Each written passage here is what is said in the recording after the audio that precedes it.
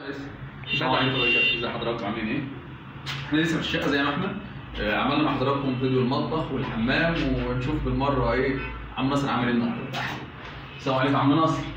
ايه الاخبار يا حبيب قلبي؟ الحمد لله. ايه بتعمل ايه؟ قول لي. ظابط العلب تمام؟ العلب عشان الدش، وفي وصله كمان للاتش دي اهي. تمام. هتبقى هنا تركب هنا، وهيبقى معاها برضه ماسوره كهرباء. طيب تمام. يا جماعه الاول كنا بنعمل واحنا شغالين، كنا بنعمل الاول علبتين بس كهرباء فوق وتحت.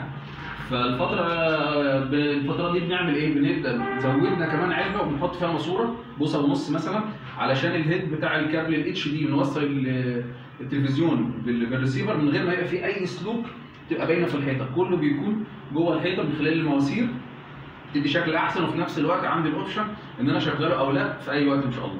سريعه كده معانا ومع عم ناصر الكهربائي، وان شاء الله فيديوهات واحنا شغالين في الشقه لايف زي ما شاطر في شقتك. السلام عليكم.